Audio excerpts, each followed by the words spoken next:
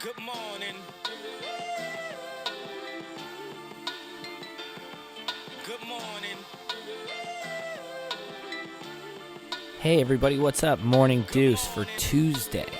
I finished my first day self-employed owner of a multi-dollar company, which is this website, unregistered, so technically not a registered company, but you get the idea. Ultra productive. I am crushing SoundCloud right now, and all of the previous Morning Deuces, which there are almost 80 now, will be available on SoundCloud in the next day or two at max, but hopefully by tomorrow. And shortly after, all these podcasts will be downloadable very, very soon on iTunes and Google Play and everything. So everyone who listens on their commute, you can download them at home and not have to use your data and not have to worry about YouTube closing out. This might be one of the last ones you have to listen to on YouTube. So the changes are being made. I'm making phone calls, setting up interviews, getting things together. And I'm happy. Time flew by. I put in like 10 hours today. Didn't even notice. Time flew by. Probably more. I told you a couple things were going to change now that I'm putting all my assets into this. And one is we're going to have a few weekly segments. And today we're going to have one. It's going to be Traffic Tuesdays, a.k.a. Steven's Traffic Corner. If you're a very old fan of hashtagtrending.com, you remember the very short-lived hashtagtrenders podcast. Steven was a member of that, and he did a Traffic Corner segment where he basically Steven is he's like the 50-year-old, he's like the guy in Gran Torino, Clint Eastwood's character in Gran Torino, but less racist, but in a 20-year-old's body who looks like a young Rick Moranis from Honey, I Shrunk the Kids, maybe had sex with McLovin, and then their kid had a couple protein shakes, because Steven's not quite as gangly as McLovin, or kind of as stocky as Rick Moranis, a slightly svelte younger Rick Moranis with the energy of a less racist Clint Eastwood from Gran Torino. So he's a pleasure to have on the podcast, and he's going to do Traffic Tuesdays, Steven's Traffic Corner, and you're going to love it. He just complains about traffic, and we just go. So without further ado, the rebooting of a crowd favorite. Here we go.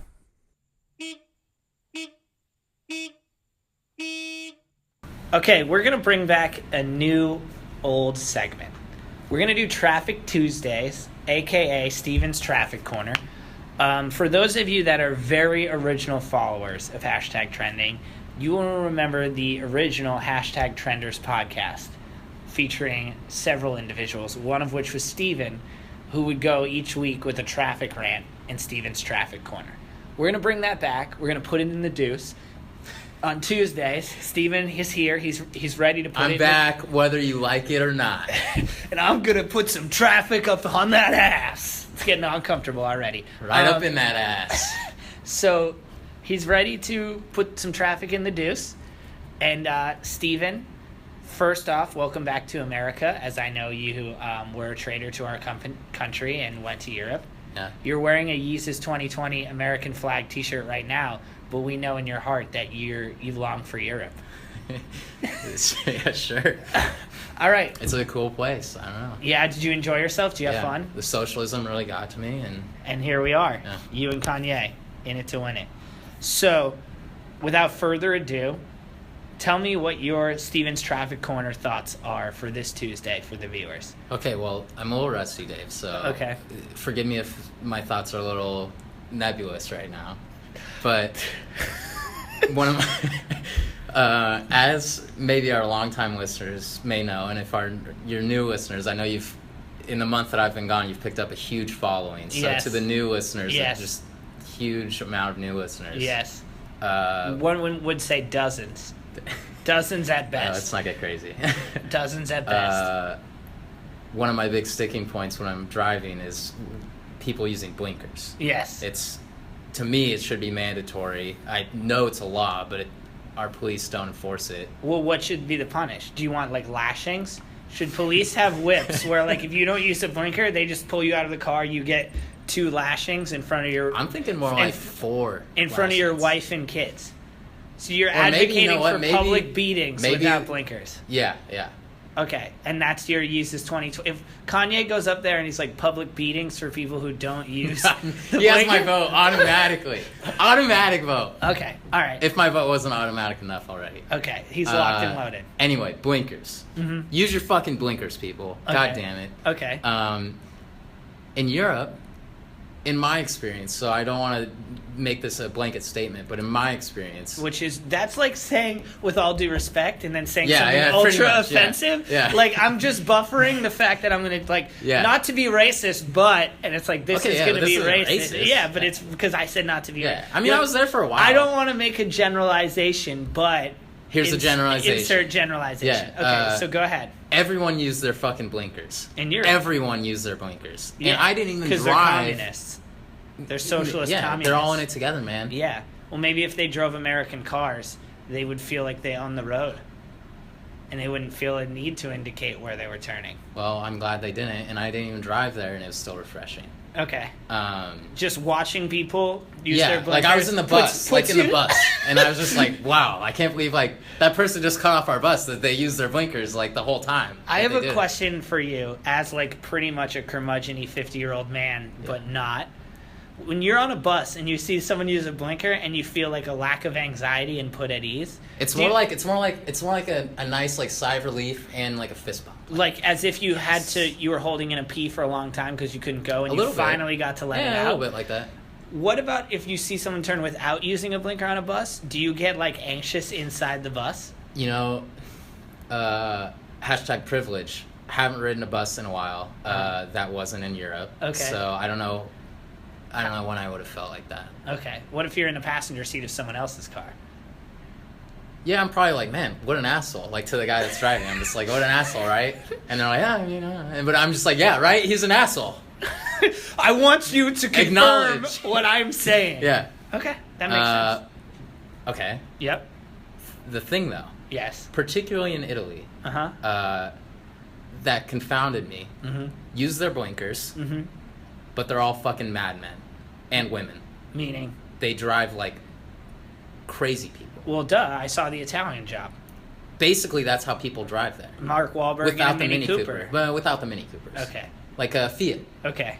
But they drive like fucking animals. It's crazy. There's not like lanes. Like maybe there is lanes, but it doesn't even matter. Like I was riding on a bus on the way home from a place one time. Yeah.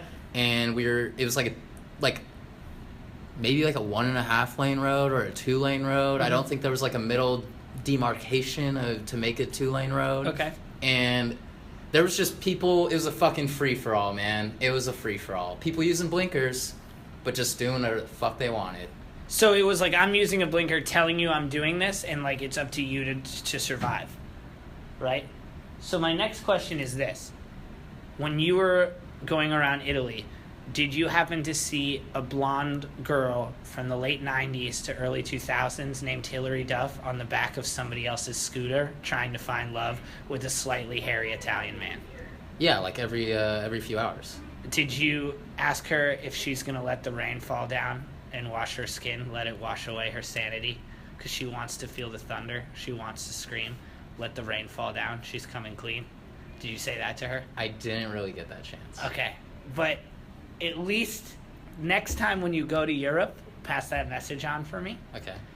Is there anything else you'd like to give us on this inaugural traffic well, corner? I mean, you know there is. Like, okay. You know, if you ask me, I'm going to go. All right, just go. We got one more. So, remember, don't blow it all on week one. Well, okay, but are we going to go back to Europe? Like, because I have a theme, like a Europe theme. Like, are we going to make it all... It's up to you. This is your corner. But I know you, and I know you want to blow your whole wad right at the start. And this isn't just a traffic corner problem. This is a Cavella life problem. I need to work on it. Yeah. It's normal, though, Dave. Yeah. It's called building up a little bit of endurance. You should practice it. Okay, so the thing I was trying to point out, like I was trying to get there with the people driving like fucking animals in Italy. Before we got distracted by Hilary Duff. Yeah, well, you did. The royal we. Me and the listeners.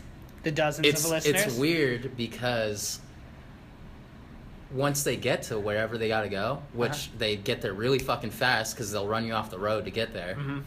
It's like laissez-faire. Yeah, like why even are they worried? Which is a French term, but feels Italian. But why are they trying to get there so fast when once they get there they don't do shit? So like when you get to like a restaurant, like you walk up to the restaurant or whatever, and it's just like you kind of like you're used to in America, like they'll like go fast. Yeah, or they'll be like, hey, like, do you want to sit somewhere? Like, you could just stand there looking like a fucking idiot for like 5 or 10 minutes, and they won't do anything. Correct. And then once you get there and you eat your food, you could just sit there for like a few hours before they even ask you if you want the bill. Mm-hmm. And so that's kind of like socially awkward for like an American who's used to like waiters just getting you the fuck out, driving slow, and then bitching at service to be fast. Boom. Exactly. So we're a little opposite. A little bit. Just like the toilets, we go the other direction. I don't think the toilets go in the other direction. I think they do. I think it's a northern hemisphere, southern hemisphere thing. I think it is. I think you're scientifically correct, but in my heart, I'm right. And that's what matters. In my version of reality, the toilets turn the way I want them to. When's the last time you looked at a toilet flush? I mean, I guess I look at them like every Secondary single day. question. Did it have poop in it? Think about it. I don't really look at like Steven, I'm like it's kind of like Steven's a poop looker. I'm like an action. When you movie. wipe, Wait, do you no, pee? no, no. When you wipe, do you pee? Well, here's the thing. I'm like an action movie star when I pee. Like with an explosion. I don't look back at the urinal when it flushes when I pee.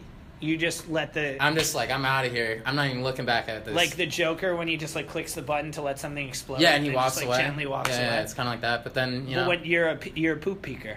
I mean, I guess like aren't we all? I mean, I'm not going to say that on the podcast. I wouldn't tell America whether or not I look at my own poop, but you did.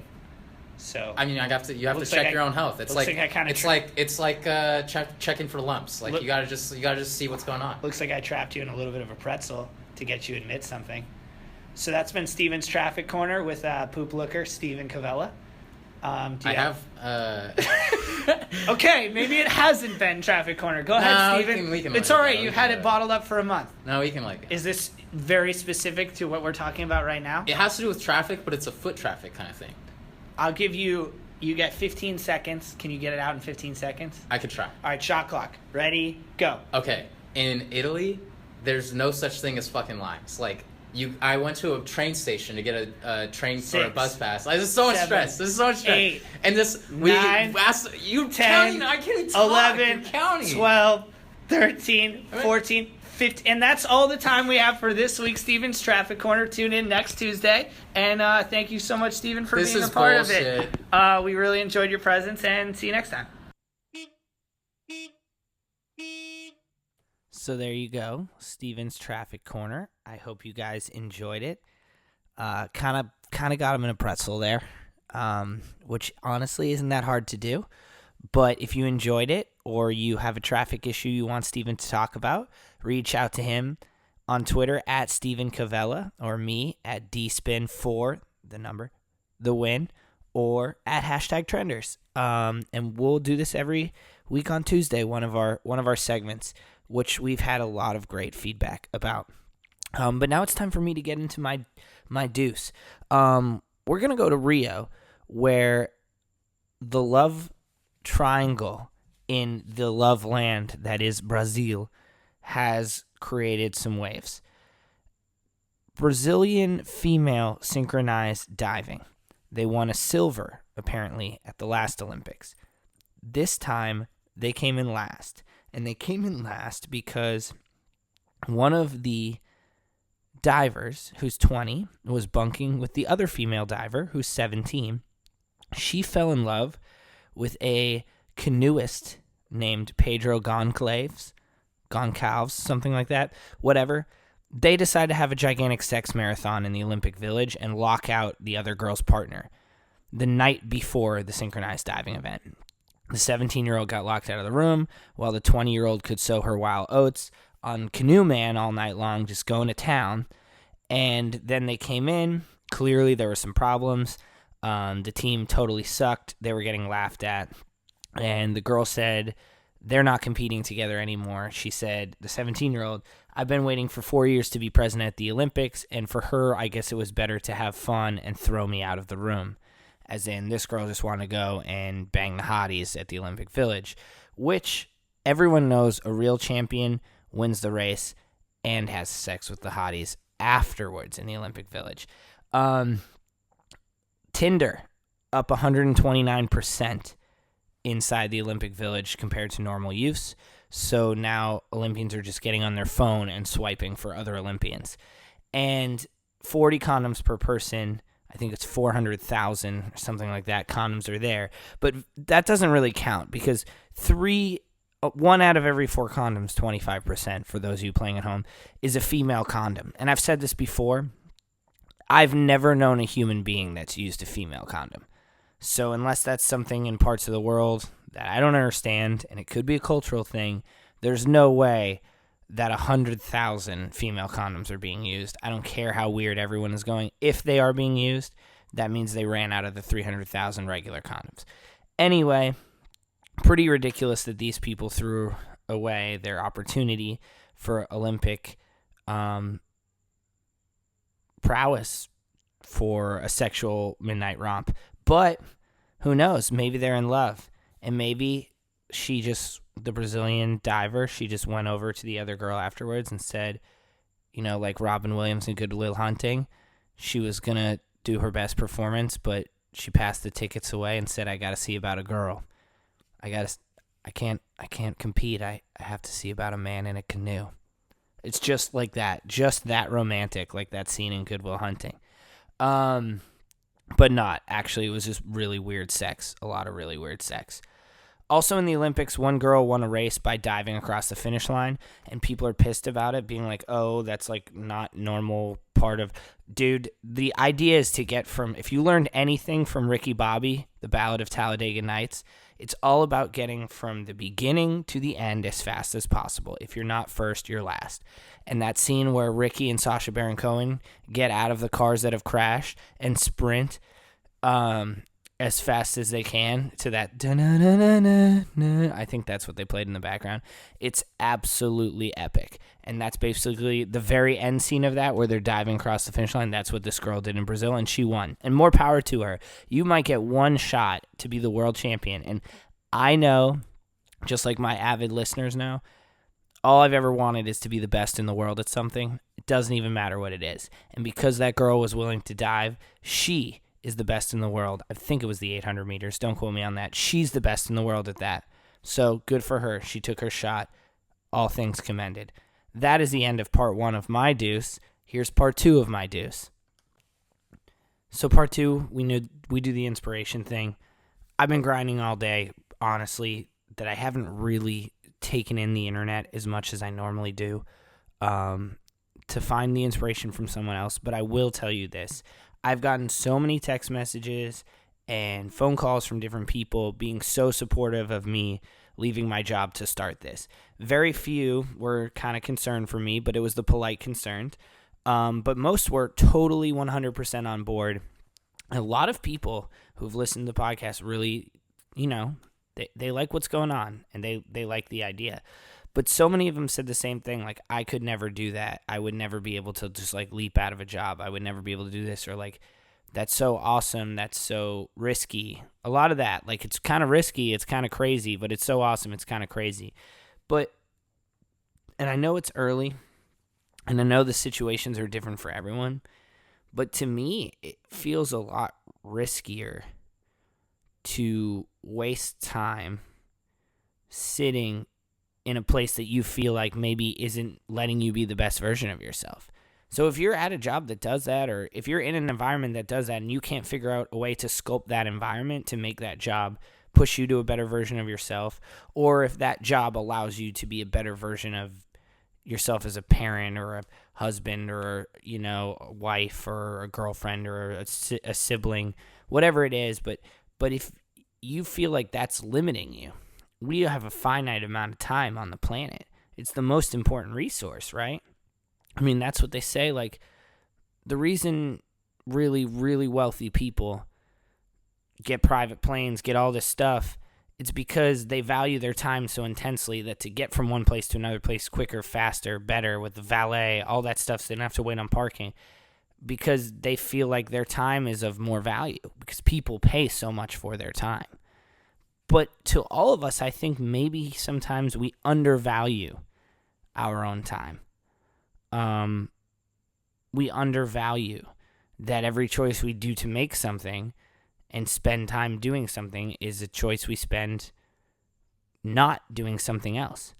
And to me, that's the riskiest thing, is to keep choosing to do something when you feel like there's something better you could do with your time. And that's, I guess, the inspiration to leave you with today. I mean, maybe I'm still bright-eyed and bushy-tailed, but I've been doing this, podcasting and website thing for a very, very long time. First website I did was in college when I was like a sophomore.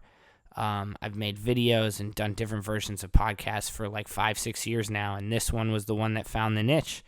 And I've been doing it 5 days a week, Monday through Friday, for about 5 months, and it just felt like this was a better worthwhile investment of my time. And I think people sometimes are so afraid to not have security in something, they don't always look at it as a point in time. You don't want to be wasting such a finite resource. And that's it. So hopefully that helps somebody with their day figure out what they need to do to make the most of their time with every decision. I'm out. Happy Tuesday. Hashtag tell your hot friends and give Steven and I some feedback so we can keep making this thing awesome. Later.